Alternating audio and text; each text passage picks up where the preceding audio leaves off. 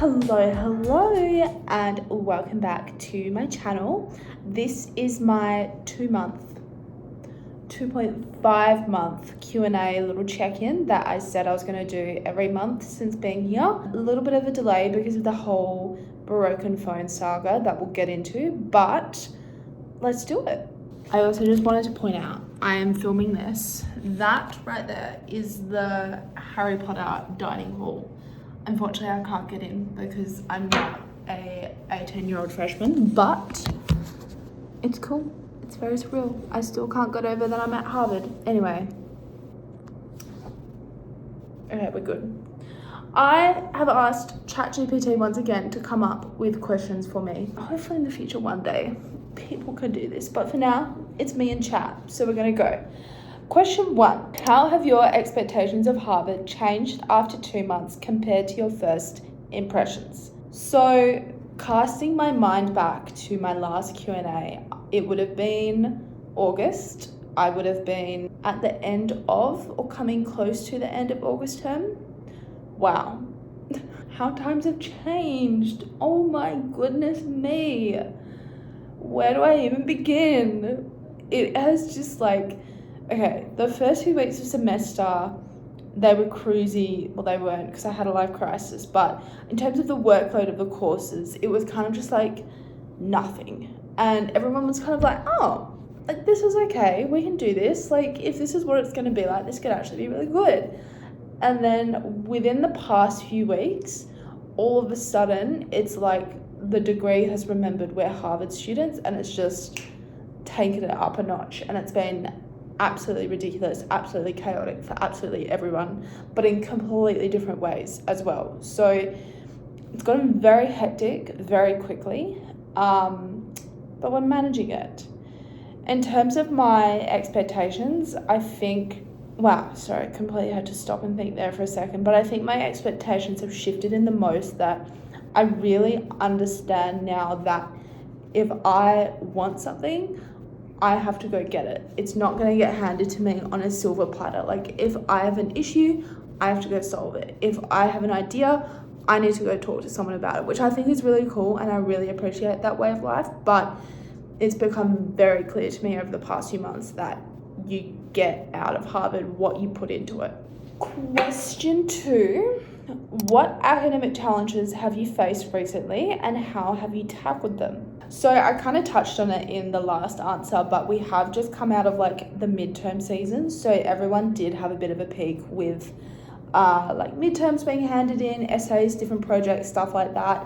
I'm not taking a 4.1, 4.2 module, but for the people who are doing those, they had a lot to do because the 4.1 classes kind of wrapped up either last week or this week, and then 4.2 starts pretty I assume within the week. So it's been hectic in terms of that. I think the other main academic challenge I had was my little life crisis at the start of this semester. So to cut a long story short, I think I'm assuming in the last video I talked about how I wanted to cross-register at MIT, but there was just nothing working in my timetable that was going to let me do that. And I did find a class that let me in, and I went and watched the first class, and it was just not for me at all. The first half, it was really good. It was all about entrepreneurship, probably one of the best lectures I've ever been into in my life. And then the second half, which was the main focus of the class, was all to do with fintech, and that is just, I couldn't stand it. I was going insane, and I was freaking out in that class because I was okay, if I don't like this class, what am I going to do? The deadline is coming up and everyone else seems to have their plan figured out, and I have absolutely no idea of what I want to do. So I had a bit of a panic with that, and I booked a meeting with my advisor, and I really just had to take the time to sit with myself and remind myself of what I came here to do, which is entrepreneurship. So I'm actually in a different unit now. It's called Impact by Design, and I absolutely love it. And it's given me so many ideas for my future as well. So I'm feeling aligned again with what I'm doing, but that was definitely a big academic pressure on me, and the fact that And I kind of touched on it in different vlogs as well, but the fact that I only have like 7.5 months left, and that's going to go very quickly, so I didn't want to stuff anything up with my enrollment and what I'm doing here. Question 3, have you joined any extracurricular activities or student groups, and how have they shaped your experience? I actually just got appointed as one of the chairs of Hugsy's Innovation and Entrepreneurship Lab, which is really exciting. Just something else to do, I think, because right now my time is kind of divided between like the academic work and my work. So I think having this like third dimension to my weekly schedule will honestly be really good and like a bit of a, nice addition. I will let you know in my next Q&A on how that's shaped my experience. Okay, this question, I'm going to adapt slightly. It's, how are you balancing your coursework with preparing for the GMAT and your part-time RA role? I don't know where chat thought I'm an RA, because I'm not. I was studying for the GMAT, not doing any that anymore as of right now. More to discuss there. So I'll kind of rephrase it as like, how do I balance my study with my work that right now doesn't offer any financial benefit? And for me, yes, like if you looked at me from the outside and you would see how much time I give to YouTube and Instagram and whatever, you would question that, because there's no financial reward for me at the moment. There's no one asking me to do this. It's all self-driven and it doesn't make sense. I will give you that. It does not make sense. Like, I want to write my second book. I want to like build this YouTube. So many things I want to do. But for me, it's kind of like, if you want it bad enough, you'll do it. And that's what's kept me consistent to this YouTube channel. Like, I only haven't posted when there's been a technical interruption. Like, I still keep to my schedule and I still do all that. And granted, I still need to work on other things. But overall, I'm a firm believer of the fact that if you want it, you'll do it and you'll find a way to do it. And excuses, because if you want it bad enough, you'll do it.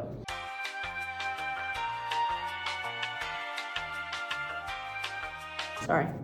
Next question. What has surprised you the most about the teaching style or learning environment at Harvard? What has surprised me? Jesus. The grading?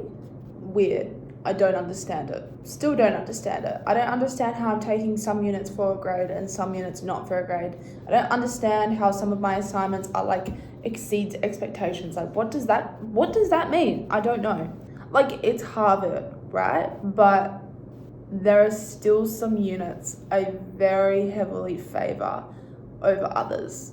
And there's still some ones where the pedagogy and the design of it is fantastic and it makes sense and you have the structured support so that we can improve each week.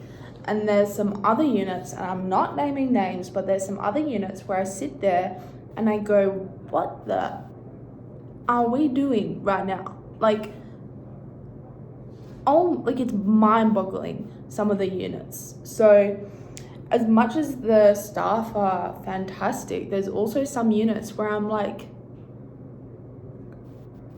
I could have learnt this in the first grade. Why are you treating me like a first grader? Like, I could have a rant about this, a very unproductive rant, so I'm not going to. But basically, it's not all what it's cracked up to be. Okay, I just want to add on to that because I don't want that to get taken the wrong way, and I don't want to watch this back and go, Tali, what the hell? What I mean by that is that it is a university experience, right? Like, not every class is going to be this life-changing, life-altering experience. Like, none of my university classes since I've been in university have been completely life-changing. There's always been some better than the others. But I think it's about having that whole rounded perspective that I was touching on earlier, that it's like, okay, I love 2 of my units, don't really love the other 2, but that's okay because I have this to do on the outside, I have these people on the outside, and it's like, where else can you find those life-changing opportunities that aren't necessarily going to be in your classes? Because the classes are just one part of it, and the staff, even if you're not being taught by them, you can still go meet with them, you can still go to their events. So it's all about what I said before. What you put in is what you get out. The next question is, how have you found navigating life in Cambridge now that you're more settled? Any tips for new students? Settled? Who said I was settled? Kidding. sort of. I think my biggest tip for where I'm at in this point of time in my journey would be to lean on other people, to lean on the friends that you're making, and two, to make the most of the resources that are available to you while you're still a student. So, for example, like, especially being an international student, it's a really unique experience, but I've found more often than not that I will have this like internal worry or question or problem, and whenever I talk about it to one person, it turns out that like another 10 people have the same problem as me, and all of a sudden I'm like, oh, okay, I am not a complete idiot and this is actually quite normal. And the other thing as well, and this is not just for Harvard, but it's just all universities in general, they do make resources heavily discounted / free, and I'm talking about like the mental health services and stuff like that, which is something I will be taking advantage of. I'm fine, but while it's here and it's in front of me for free, and I don't have to wait 18 months for one appointment like I would in Australia, and I can just walk in within the next week, it's like, why not? You may as well get on top of it and make the most of still being that student status. Like, even if you're, you could be my age, like 24, or you could be older than me, you could be younger than me, but while you're still a student, make the most of that, because once you graduate, gone, cut off, benefits, goodbye. So make the most of it, and don't be afraid to do that, because once again, you have that wondering of, oh, should I use these services? You talk about it with one other person, and then they say, yeah, I've done that, and actually so has everybody else, and then you go, oh, okay, more common than I thought. It's actually okay, and it's actually not a big deal, because it like comes back to this whole spotlight of effect of, you do feel like you do get caught up in that mindset of, oh, everyone's gonna judge me, and and I do it too, I do it all the time, but in a place like Harvard, everyone is so just having to focus on themselves and their priorities. They don't have the time or the capacity to think about what other people are doing. So just do whatever the hell you need to do and run with it. The next question: what are some of your favorite study spots or places to relax around campus? I honestly feel like I haven't even finished exploring the whole campus yet. There's still so many places I haven't found. So I'll just have to answer this based on what I do know. My go-to study spot, it flips, depends on my mood, but you can find me at the Smith Centre a lot.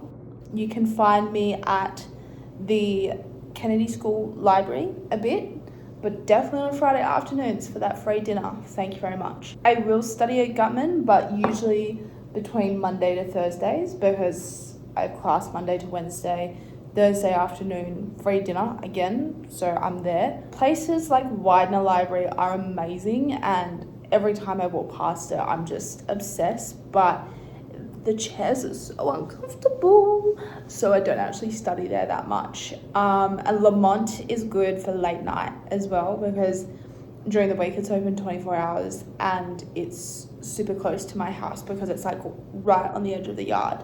So those would probably be my go-to locations. In terms of places to relax, my bed at night. It's kind of true though, because I try and separate my work from home. So when I'm at home, I'm usually not working. I probably will have to tonight to get this done, but I very much try to stay out for as long as I need to get the work done. So then at home, I'm purely just like relaxing or doing other bits and bobs that are not study specific, because one, I get very distracted, but two, I do enjoy having that divide. Have you connected with other international students? How has that influenced your adaptation to life in the US? So this is a really interesting one for me, because the education school, it is a 50-50 split between international and domestic, and we were shown that during our orientation way back in like March, April. But I would say 85% of my friends are American. I don't know how that's worked out, but it just has. So my birthday the other night, only one was international other than me. And I think about my friends, and yeah, majority are American. I would say my closest international friends One is from New Zealand, and then I have another friend who's from New Zealand, but she's been living here for ages. She did her undergrad in America as well. I also have a friend who's from Korea, but she also did her undergrad here. So they're international, but they've had a lot more experience than I have, but I'm not taking the fact away from them that they are international. It is really nice having international friends though, and I would really recommend it if you ever find yourself like living overseas, is find people who are also like international, because it's just such a unique experience. And whilst like everyone has moved to Harvard for this experience, there's something just that bit different about being an international student that people understand, and only people who have moved up to 12 hours away to come here do understand. And I'm not taking that away from my friends who are American, because I love them all to death, but I'm very thankful to have people who have also experienced moving abroad for me to relate and have throughout this experience. And last but definitely not least, looking ahead, what are you most excited about in the coming months at Harvard? I mean, I kind of just touched on this in the last answer, but I think honestly, especially turning 24, like, I don't know, I don't really celebrate New Year's Eve, especially without a partner, but I always consider my new year when I have my birthday, because it's like, right, like that chapter of my life has come to a close. This is the next chapter. What's going to happen while I'm 24? So I think I'm just excited to see just how far I can push myself without burning out. I probably will burn out, but recover from burnout.